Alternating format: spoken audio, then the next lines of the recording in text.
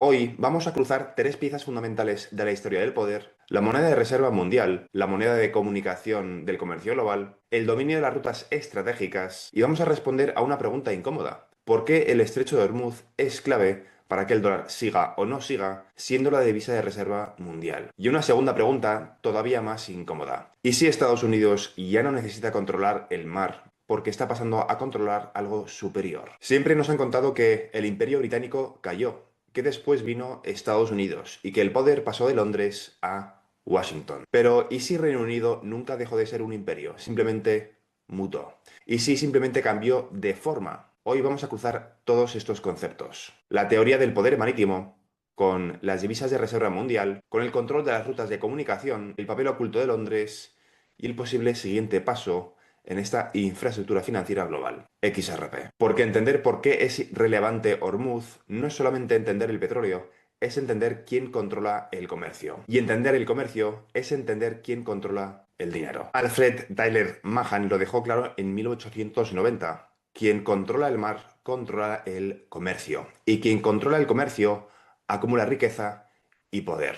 Corbett redefinió el concepto: no necesitas poseer el océano, necesitas controlar las líneas de comunicación marítima. Y por eso estoy poniendo el vídeo de las calzadas romanas durante el Imperio Romano, para que entiendas la importancia de los mecanismos de comunicación. El Imperio Romano consiguió ser así de exitoso por una razón muy sencilla, muy simple, que pasa completamente desapercibida: las calzadas romanas. Las calzadas romanas no solamente eran importantes porque permitían que el ejército se desplazase de una forma rápida a cualquier punta del imperio, sino que permitía que el comercio fuese casi igual de rápido que el transporte de su ejército. La base de cualquier imperio, desde el Imperio Romano hasta todos los imperios que han ido sucediendo al Imperio Romano hasta el día de hoy, ha sido en tener una buena comunicación terrestre y marítima. Primero fueron los caminos romanos, luego fueron las flotas navales, luego los cables submarinos y ahora las redes digitales. El poder siempre ha sido la infraestructura de comunicación. Y a medida que la civilización ha ido mejorando, ha ido avanzando, los sistemas de comunicación también. Por eso, que ahora Estados Unidos ponga el foco en tener el control sobre carreteras no tiene demasiado sentido. Es muchísimo más interesante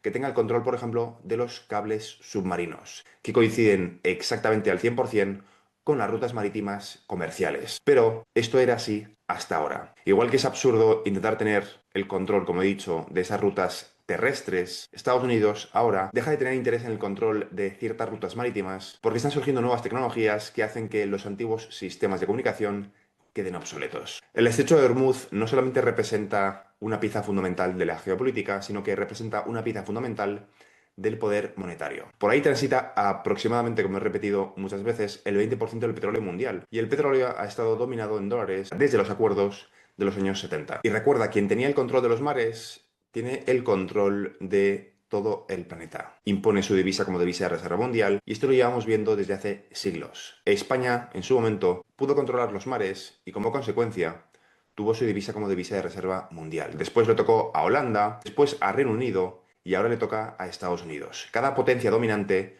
tuvo su moneda dominante, pero para eso, primero, tuvo que desarrollar músculo militar naval. Aquí viene un matiz también importante que casi nadie explica. Reino Unido realmente no perdió el control cuando perdió las colonias, simplemente lo transformó. El Imperio Británico formal terminó de forma oficial, pero el poder financiero de la City de Londres no desapareció. La City de Londres sigue siendo uno de los mayores centros financieros del planeta. La mayoría de los grandes paraísos fiscales modernos, como por ejemplo las Islas Caimán, las Islas Vírgenes Británicas, las Bermudas, Jersey y una larga lista, son territorios británicos o excolonias bajo su órbita legal. Y es que esto no es una casualidad histórica, es arquitectura financiera. Londres controla los seguros marítimos globales, los reaseguros, los derivados y el clearing financiero. Y aquí viene un punto importantísimo. Estados Unidos controla físicamente los mares, pero Londres controla el seguro de los barcos. Y aquí viene una pregunta estratégica: si un barco no está asegurado, ¿puede navegar por zonas de alto riesgo? Ya sabemos la respuesta a esta pregunta en base a lo que ha ocurrido en los últimos días. No. Si Lloyds decide que la ruta es demasiado arriesgada, las primas suben o directamente no se asegura el barco. ¿Cuál es el resultado? Pues que el comercio deja de fluir. Eso no es soft power, eso es control estructural. Sin disparar ni un solo tiro, La City de Londres no necesita una marina enorme, simplemente lo controla desde las finanzas, sin disparar un solo tiro. En los últimos días hemos visto cómo las decisiones en el mercado asegurador pueden paralizar rutas enteras. ¿Quién tiene entonces más poder?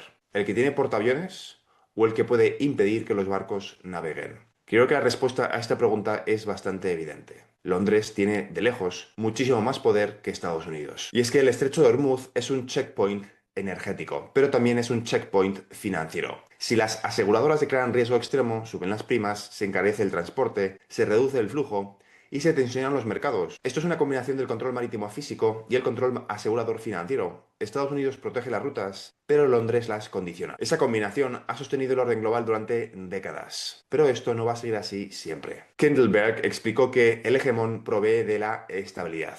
Asian Green explicó que la moneda dominante necesita tres cosas: mercados profundos, confianza jurídica y una infraestructura financiera sólida. La libra perdió el liderazgo formal, pero Londres nunca perdió el control financiero. El dólar se convirtió en la moneda dominante, pero el corazón financiero global sigue latiendo en Londres. Londres no fue reemplazado, fue simplemente una simbiosis. Y quiero preguntarte, ¿es posible que esté ocurriendo exactamente lo mismo ahora? Ahora estamos en una transición. Antes, quien controlaba el mar, y antes de ellos, quien controlaba las calzadas durante el Imperio Romano, controlaba el comercio. Después, quien controla el seguro, controla de forma indirecta el comercio. Y ahora, quien controla la infraestructura digital, controla el dinero. Lo que estamos viendo no es nada nuevo. Estamos viendo la misma estrategia que siguió el Imperio Romano, pero 2000 años después.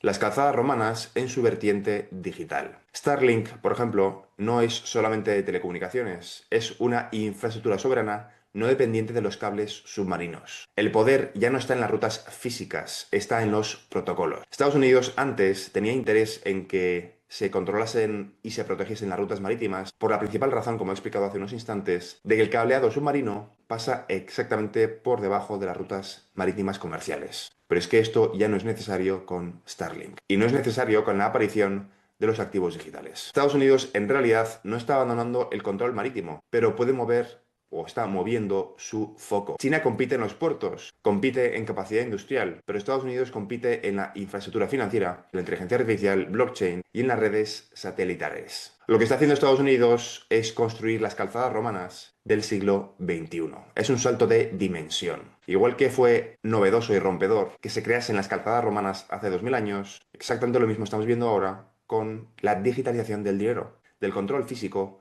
al control sistémico digital. Si Londres controla a día de hoy el comercio global, asegurando o no asegurando barcos, ¿cuál sería el equivalente en la era digital? Pues sencillamente controlar la liquidación. Si un sistema financiero digital requiere un activo puente y ese activo está integrado en la infraestructura global digital, controlas el flujo. XRP sería como los carruajes que estás viendo ahora mismo en pantalla y XRPL sería la calzada romana. Si una transacción internacional no puede liquidarse eficientemente, se encarece, se retrasa, se bloquea. Y en el mundo físico, sin un seguro no navegas. Por lo tanto, en el mundo digital, sin raíl de liquidación no transaccionas. XRP está diseñado como activo puente, no como moneda nacional, sino como infraestructura de liquidación. Es la versión digital del seguro marítimo. El poder no está en poseer el barco, el poder está en controlar la condición para que el barco navegue. En el Imperio Romano el poder estaba realmente en unas calzadas operativas para que el comercio, para que las personas y para que el ejército pudiesen transportarse y desplazarse rápido, de una forma eficiente, por todo el imperio, de un extremo a otro. Eso es lo que está construyendo Estados Unidos a día de hoy. Roma construyó calzadas. Reino Unido dominó mares y seguros. Lo hizo Holanda, lo hizo España. Y Estados Unidos dominó los mares y el dólar. La siguiente fase va a ser la siguiente: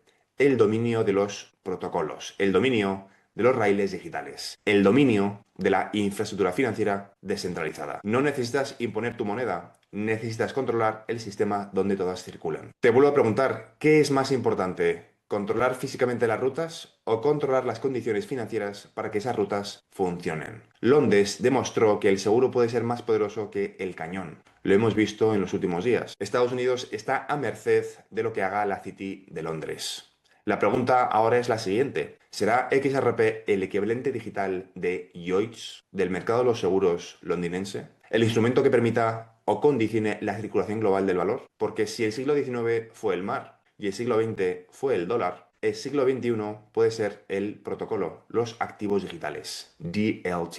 Y quien controle los protocolos o quien los impulse será quien controlará el sistema. Lo que estamos viendo no es nada nuevo, es simplemente la aplicación de los mismos principios que hemos visto durante los últimos 2000 años con cada imperio, pero con tecnologías novedosas. Y en el centro de todo ello nos encontramos con los activos de siempre: XRP, XLM, XDC, SHX, HBAR y un conjunto de activos digitales que van a ser los rieles de liquidación tanto de los pagos mayoristas como de los pagos minoristas. Aprovecho para recordarte que en este canal cubro todo relacionado con el sector de activos digitales, en concreto los activos de utilidad que cumplen con el estándar o que van a cumplir, entre otras muchísimas cosas, con el estándar ISO 20022. Y todo esto englobado dentro de una transición muchísimo más compleja y profunda que consiste en dejar atrás el capitalismo, comenzar una nueva era postcapitalista, post-IA, post-trabajo, que muchos están bautizando como la singularidad económica, que consiste en el desacople del crecimiento del PIB del mercado laboral. Todo esto explicado desde el punto de vista de las oportunidades que nos vamos a encontrar en el proceso para los inversores retail como tú y como yo en el sector de activos digitales. Es todo por ahora, nos vemos en el siguiente vídeo. Un saludo.